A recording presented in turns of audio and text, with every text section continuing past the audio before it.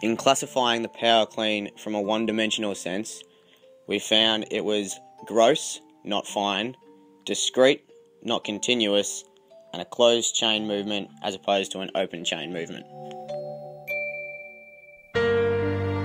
In classifying the power clean from a two-dimensional sense, based on Gentile's taxonomy, we classified the power clean as a 1B skill. This is based on its stationary regulatory conditions, no body transport, object manipulation, and no intertrial variability. The key aspects of the power clean are as follows. We should have our back tall and tight, our shoulders and hips should move together, the bar hits a high part of the thigh, the bar should stay close, we want a big pull during the movement, we want you to move quick, we should move the feet, we should drop into an athletic stance, our elbows should move fast underneath the bar, and our eyes should stay on the horizon.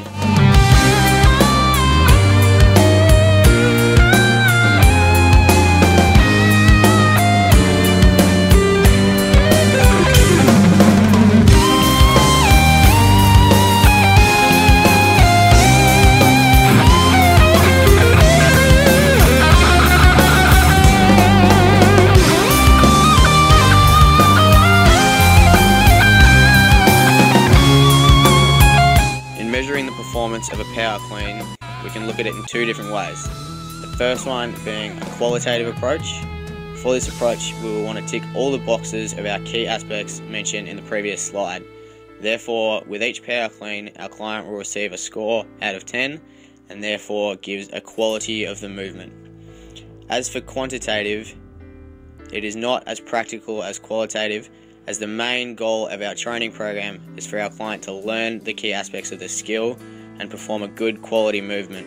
Therefore, the amount of weight or the amount of reps that he can perform is not necessary in measuring performance.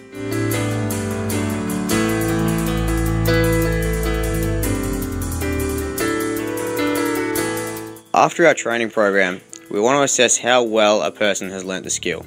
This is done by using a retention test. A retention test asks a client to reproduce the skill after a period of time where they have no further experience of the skill or learning of the skill. If the performance seen in the training program was due to learning, a client should be able to reproduce the skill in the retention test. FIT identified 3 clear stages of learning. Stage 1 is cognitive. In this stage, we expect our client to understand the nature of a particular motor skill, but to still be performing numerous gross errors and discovering both kinematic and the kinetic properties of the skill. The second stage of learning is associative. This is where we expect our client to be at the end of our training program. They should show an understanding of how the various components of the skill are interrelated, and they should be able to start modifying and adapting the movement pattern to create better performance. The final stage of learning identified by FIT is the autonomous stage. After a 6-week training program, we do not expect to see our client in this stage of learning. This is simply due to the fact that the movement pattern itself would not be automatic yet to the learner. He would still be trying to understand how the different components of the lift interrelate and how to produce the movement at a better quality.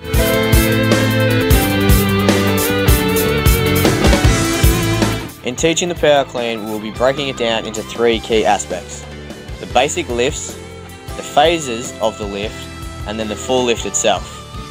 The basic lifts include the deadlift, front squat, power shrug, high pull, and flip clean. The different phases of the lift include from the hang or thigh and then the floor. The combination of all these will then produce the full lift, the power clean.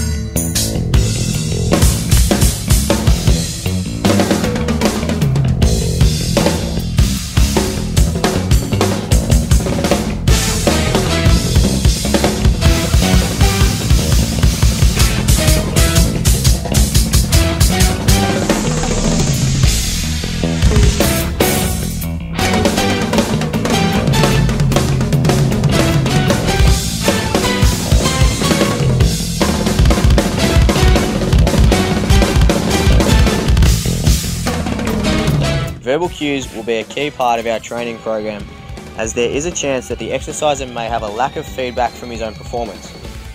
Furthermore, due to the creation of our retention tests and the ways in which we will be assessing the qualitative performance, verbal cues and instructions will highlight the key elements and draw attention to necessary information about the intricate details of our skill.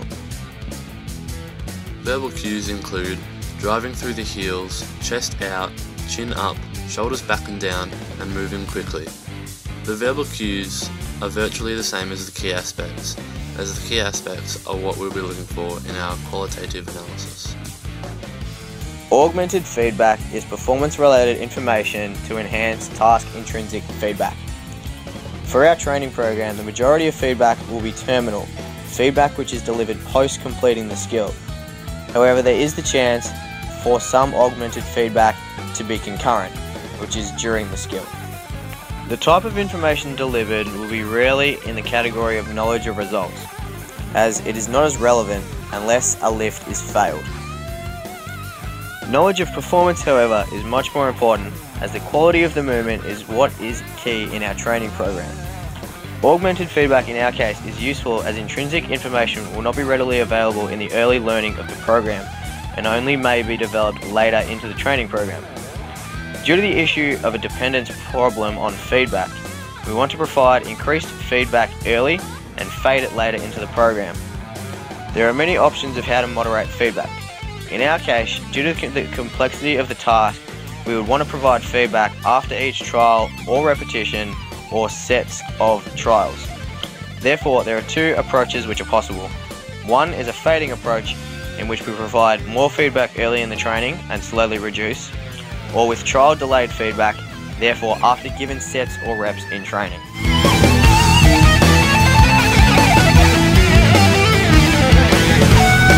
Fostering positive transfer is an important consideration when teaching a learner a new skill.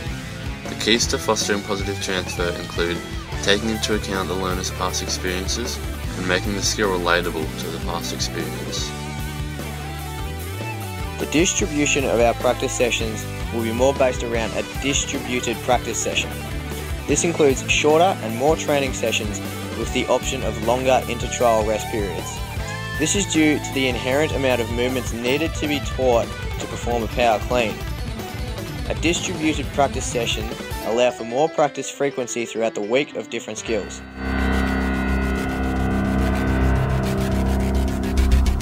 Due to the theories of skill complexity and organisation, this will influence the ways in which we prescribe our training program in a heart or pole practice approach.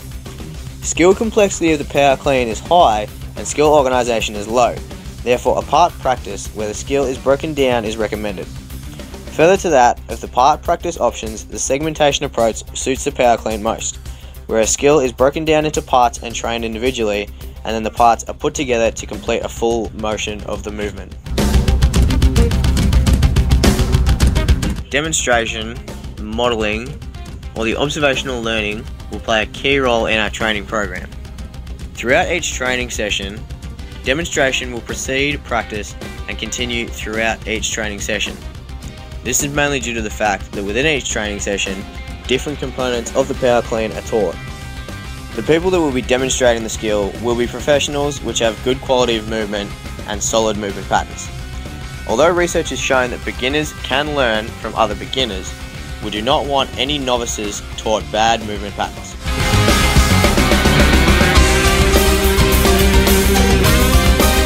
Motivation strategies can include extrinsic and intrinsic motivation, goal setting, and encouragement.